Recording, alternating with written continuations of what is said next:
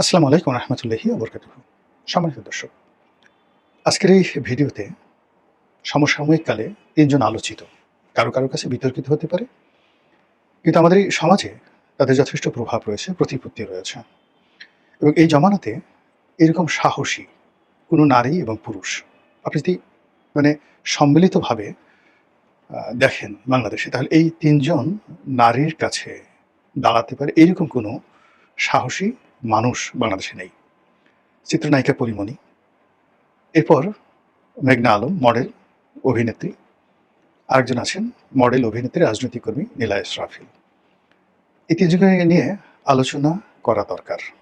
কেন করা দরকার? আমাদের এই সমাজে যখন টিনের ছেলে কাউয়া, তারেক আমার, ড্যাশ, ১, ২, ৩, ৪, তারেক রহমানের ড্যাশ ইত্যাদি, এই যে অশ্লীলতা, অশ্রাব্যতা, যেখানে জুলাই, সিডিআই এই সমস্ত শব্দ পক্ষে এবং বিপক্ষে, যেখানে মানুষ কথা বলতে গেলে যৌনতাকে সামনে নিয়ে আসছে, মলদারকে সামনে নিয়ে আসছে, জনিপথকে সামনে নিয়ে আসছে। অনেক বড় বড় মানুষ যখন কথা বলতে গিয়ে তারা এই অশ্লীলতা দিয়ে নিজেদের ক্ষমতা দেখাতে চাচ্ছে, তো সেখানে ৩ জন নারী, তাদের গ্ল্যামার আছে, তাদের জীবনে বেদনা আছে, তাদের ব্যথা আছে, কষ্ট আছে, আবেগ আছে, অনুভূতি আছে। তারা লড়াই করে যাচ্ছেন তাদের প্রতিপক্ষের বিরুদ্ধে, কিন্তু উইদাউট এনি, যাকে বলা হয়, ব্যাড থিংস। এই ৩ জন রমণী একজনও কখনো প্রকাশ্যে কারো বিরুদ্ধে গালি দেননি, অশ্লীল অশ্রাব্য শব্দ উচ্চারণ করেননি। এবং আমাদের এই যে পুরুষতান্ত্রিক সমাজ ব্যবস্থা এই ৩ জন নারীকেই বারবার আঘাত করেছে। তো তারা সেই আঘাতের প্রেক্ষিতে তাদের যারা প্রতিদ্বন্দ্বী রয়েছেন তাদের বিরুদ্ধে লড়াই করেছেন, সংগ্রাম করেছেন, জেল খেটেছেন, কিন্তু সীমা অতিক্রম করেননি।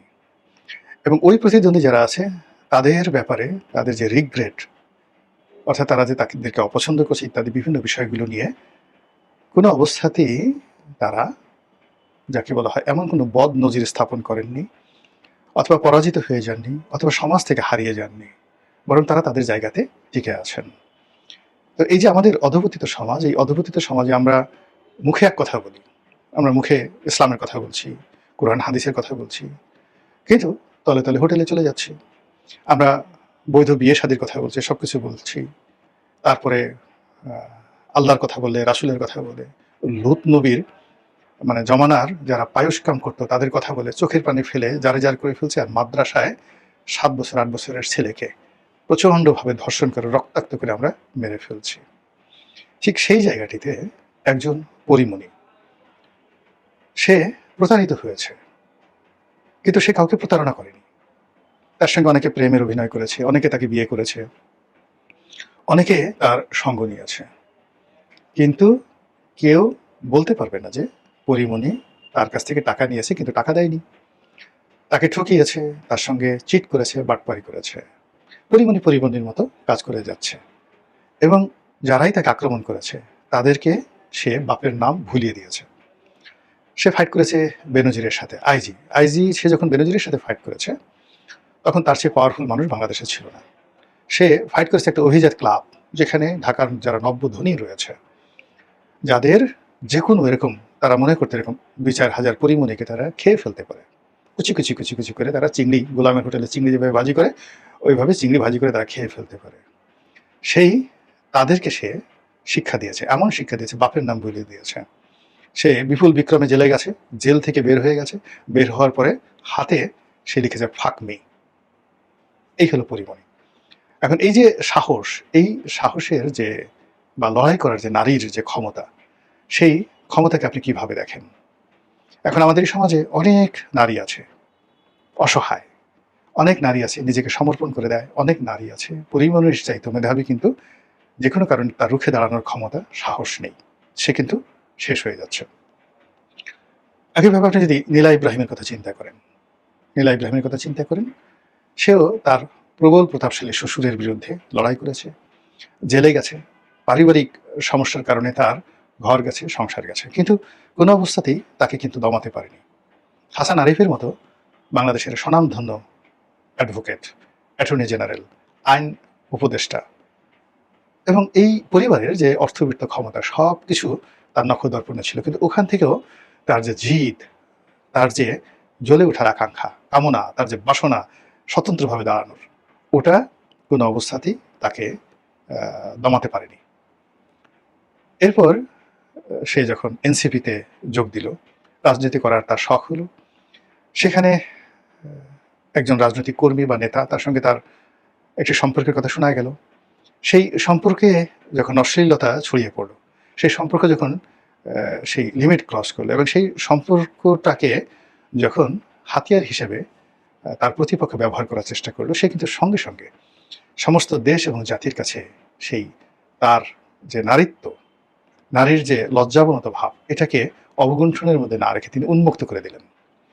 ফলে কি হলো, এই পুরুষতান্ত্রিক সমাজের যে জঙ্ঘা, জিঘাংসা, পুরুষতান্ত্রিক সরকার মানে সমাজের যে গর্বের ধন, সব তিনি তছনছ করে দিলেন। সবার ধন নিয়ে টানাটানি শুরু হয়ে গেল। ছি ছি ছি ছি, এটা কি ধরনের মেয়ে, এটা কি ধরনের অসভ্য মেয়ে, সব কিছু। কিন্তু সবার বিরুদ্ধে ফাইট করে দিদার শেষে এখনো পর্যন্ত সে টিকে আছে। অন্যদিকে মেঘনা আলম আর এক লড়াকু, তারও ব্যক্তিগত জীবনে সে মডেল, বাংলাদেশের সেরা সুন্দরী, আরও অনেক কিছু সে জীবনে করার চেষ্টা করেছে, কিন্তু যে কারণে তার নাম সামনে চলে এলো সেটা হলো নজিরবিহীনভাবে বাংলাদেশের একজন রাষ্ট্রদূত ঈশা, সে এলো সৌদি আরবের রাষ্ট্রদূত, তার সঙ্গে তার একটা ব্যক্তিগত প্রণয়, যেটা মেঘনা আলমের বক্তব্য হলো যে তাদের সঙ্গে বিয়ের একটা কথাবার্তা ফাইনাল হয়েছিল এবং এটা অফিসিয়ালি এবং সেই বিয়ের যখন কথাবার্তা ফাইনাল হয়ে গেছে, বিয়ে হবে ইত্যাদিতে সমস্ত ব্যাপারে পুনরাটা চলছিল, ঠিক সেই সময়টিতে যে পুরুষের যে স্বাভাবিক একটা বিষয় থাকে, সেই বিষয়গুলো কখনো ঈর্ষা, কখনো নারীকে খুব সহজভাবে পাওয়া, কখনো নারীকে দাসী রূপে ব্যবহার করা, এই জিনিসগুলো যখন কাজ করে, সেই জায়গাতে যখন মেঘনা আলমের সঙ্গে এই বিষয়গুলো ঘটা শুরু করলো, তখন তিনি রিভোল্ট করলেন এবং সৌদি রাষ্ট্রদূতের প্রেমিকা হন, বাগদত্তা হন, বা অন্য যেভাবেই ফর্ম করেন না কেন, একজন সৌদি রাষ্ট্রদূতকে তিনি বাংলাদেশের মতো জায়গায় থেকে কবজায় এনেছেন, কবজায় রেখেছেন, যেখানে রাষ্ট্রদূতের সাথে দেখা করার জন্য আমাদের মন্ত্রীরা গিয়ে লাইন দিয়ে বসে থাকে। রাষ্ট্রদূতের জুতা টানার জন্য যেখানে বাংলাদেশের বহু মানুষ, হাজার কোটি টাকার ব্যবসায়ী, আদম ব্যবসায়ীরা মধ্যপ্রাচ্যের যে কোনো রাষ্ট্রদূতের জুতা টানার জন্য, জুব্বা ধরার জন্য, হাতটা চুমা খাওয়ার জন্য পাগল হয়ে যায়, তো সেখানে মেঘনা আলম একজন সৌদি আরবের মতো প্রভাবশালী দেশের রাষ্ট্রদূতকে তার বাহুবন্ধনে, তার প্রেমের স্পর্শে তিনি মুগ্ধ করতে পেরেছেন, আকর্ষণ করতে পেরেছেন এবং তাকে নিয়ন্ত্রণ করতে পেরেছেন। এবং যখন এই সৌদি রাষ্ট্রদূতের সঙ্গে তার কনফ্লিক্ট হলো, কন্ট্রাডিকশন হলো, সেই কন্ট্রাডিকশন তিনি জেলে গেছেন, এটা সত্য, কিন্তু সেই মেঘনা আলমের বিরুদ্ধে পুরো রাষ্ট্র ব্যবস্থা দাঁড়িয়েছিল এবং সে পুরো রাষ্ট্রের বিরুদ্ধে যুদ্ধ করেছেন, পুরো রাষ্ট্রের বিরুদ্ধে যুদ্ধ করেছেন। এবং একই সঙ্গে সৌদি সেই রাষ্ট্রদূত, তিনি মেঘনা আলমের সাথে যুদ্ধ করে পারেননি, তাকে এই দেশ ছেড়ে চলে যেতে হয়েছে। এখন এই তিনজন নারীকে নিয়ে আমি কেন কথা বললাম, এর কারণে আমাদের বাংলাদেশে একটা অশ্লীল সিন্ডিকেট তৈরি হয়ে গেছে, ইল্লু বিল্লু সিন্ডিকেট। এরা দেশের বাইরে থেকে, এদের মূল কাজ হলো নারীদেরকে টার্গেট করা।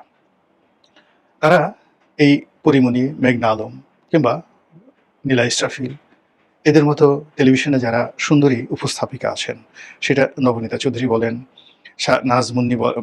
নাজরিন মুন্নি বলেন, ওই শারমিন চৌধুরী বলেন, যারা যারা জাস্ট সেলিব্রিটি সুন্দর, এদের চরিত্র হরণ করা, এদের সম্পর্কে অশ্লীলতার বাণী ছড়ানো, এদেরকে পর্ণনায়িকা বানানোর জন্য এইরকম কিছু ইল্লু বিল্লু, যারা মানুষের পর্যায়ে পড়ে না, এদের যে চিন্তা চেতনা কর্ম, আপনি চিন্তা করেন, মশার একটা ধর্ম থাকে, সব মশার একটা শ্রেণী থাকে, যেমন এটা এনিফিলির জাতীয় স্ত্রী মশা ম্যালেরিয়া ছড়ায়, এরা চিকুনগুনিয়া ছড়ায়, এরা দিনে কামড়ায়, এরা রাতে কামড়ায়, অর্থাৎ মশারও একটা শ্রেণী চরিত্র আছে। কিছু মশা নির্দিষ্ট জায়গায় থাকে, ডুবানালায় থাকে, কিছু মশা ফুলের টবে থাকে, কিছু মশা ফুলের উপরে থাকে, কিছু মশা ফলের উপরে থাকে। কিন্তু ইল্লু বিল্লু যারা আছে, মানে মশারা যে মশার জীবাণুতে থাকে, ডাস্টবিনে থাকে বা আবর্জনায় থাকে, সে কখন ফুলের উপর বসে না। কিছু মশা আছে কামড়ায় না, শুধু গুনগুন আওয়াজ করে। কিছু মশা আছে কোনো গুনগুন আওয়াজ করে না, কামড়ায়। অর্থাৎ মশার মধ্যে 10টা প্রজাতি আছে এবং এক প্রজাতি আর এক প্রজাতির মতো আচরণ করে না। কিন্তু ইল্লু বিল্লুদের যে চরিত্র, এটা এতটা অমানবিক চরিত্র, এরা সমস্ত মশা প্রজাতিগুলো যে কাজগুলো করে না তার চেয়ে খারাপ কাজ তারা করে। প্রকৃতিতে ধরেন জোঁক আছে, যেগুলোকে আমরা খুব ঘৃণা করি, গিলগিল করে সারা শরীরে। জোঁক, কেঁচো আছে, তারপরে বিচ্ছু আছে। এই প্রাণীগুলো, তারপরে সর্বভুক তেলাপোকা আছে, এদেরও একটা চরিত্র আছে। মানে এই চরিত্রগুলো আপনি দেখবেন যে একটা তেলাপোকা সে কখনো কোনো সুঘ্রাণ ভালো জায়গাতে সে যায় না। ময়লা আবর্জনা অন্ধকার যে জায়গা আছে সেইখানে সে তেলাপোকা যদিও সর্বভুক প্রাণী, কিন্তু আসলে সব ভালো জিনিস সে খায় না বা সব ভালো জায়গায় সে যায় না। তার একটা চরিত্র আছে। তো এই ইল্লু-বিল্লুরা, তারা এই তেলাপোকার এই চরিত্র নেই। বড়জোর প্রকৃতিতে সবচেয়ে ডেঞ্জারাস প্রাণী সেটা হল মাছি। এই পৃথিবীর যত যোগ জীবাণু পরিবহন করে মাছি। এরা মানুষের ঠোঁটে বসে, মানুষের গালে বসে, মানুষের কপালে বসে, পোলাও কোরমার উপর বসে, ১ মিনিটে গিয়ে আবার পায়খানার উপর বসে, ১ মিনিটে পরে প্রস্রাবের উপর গিয়ে বসে, আবার একটু পরে ফুলের উপরে গিয়ে বসে। মাছির মতো এরকম ভার্সেটাইল, জীবাণু ছড়ানো এবং এতটা ক্ষতিকর প্রাণী প্রকৃতিতে আর নাই। আপনি এ ধরনের ইল্লু এবং বিল্লু, এদেরকে আপনি বড়জন মাছির সাথে তুলনা করতে পারেন। এই ৩ জন রমণীর বিরুদ্ধে এই ইল্লু-বিল্লুরা সর্বশক্তি নিয়োগ করে তাদের যেটিকে বলা হয় ক্যারেক্টার অ্যাসাসিনেশন করার চেষ্টা করেছে। ১ বার, ২ বার, ৩ বার, বারবার। এবং সেই ইল্লু-বিল্লুদের আক্রমণে বহু মন্ত্রী, বহু পীর মাশায়েখ, বহু নেতা চিত হয়ে পড়েছেন। অনেকে তার অঙ্গ-প্রত্যঙ্গ হারিয়ে ফেলেছেন। অনেকে ভয়ে তার অন্ডকোষ পেটের মধ্যে ঢুকে গেছে। কিন্তু এই ৩ নারী ইল্লু-বিল্লুকে রুখে দিয়েছে। এদের বাবার নাম ভুলিয়ে দিয়েছে। এদের মায়ের নাম ভুলিয়ে দিয়েছে। এদের মাকে স্মরণ করতে বাধ্য হয়েছে যে এই ধরনের মানে মাছি টাইপের জীবাণুকে তারা যে গর্ভে ধারণ করেছে, জরায়ুতে ধারণ করেছে, সেজন্য এই ইল্লু-বিল্লুর মায়েরা গড়াগড়ি করে কান্নাকাটি করেছে এই ৩ রমণীর, তাদের যে জিদ, তাদের যে জিহাদ, অন্যায়ের বিরুদ্ধে, এই বিল্লুদের বিরুদ্ধে দাঁড়ানোর জিহাদ। এবং এই কারণেই মনে হচ্ছে যে আমাদের এই সমাজটা আগের মতো নেই। কাজেই আমাদের এই সমাজে নারীরা, আপনি তাদেরকে তাদের অনেকগুলো বিষয় ট্র্যাডিশনের সাথে যায় না বা আপনি পছন্দ করতে না পারেন, এটা আপনার একান্ত ব্যক্তিগত বিষয়। কিন্তু এই ৩ রমণী, তারা তো কখনো আপনার কাছে টাকা চায়নি, পয়সা চায়নি, চাঁদাবাজি করেনি। তারা কখনো কাউকে মানে অ্যাসল্ট করেননি। তারা টাকার জন্য কারো চরিত্র হনন করেননি। তারা ইল্লু-বিল্লুদের মতো করে বাংলাদেশে চাইতেন অনেক কিছু করতে পারতেন, জিম্মি করতে পারতেন। কিন্তু সেই কাজগুলো না করে বরং ইল্লু-বিল্লুদের চরিত্র যেভাবে মুখোশ তারা উন্মোচন করে দিয়েছেন, ব্যক্তিগতভাবে আমি মনে করি এই কারণেই আমি তাদেরকে নিয়ে একটা, তাদের আমলনামা নিয়ে আমি যতটুকু বুঝলাম আপনাদের সামনে উপস্থাপন করলাম। আসসালামু আলাইকুম ওয়া রাহমাতুল্লাহি ওয়া বারাকাতুহু।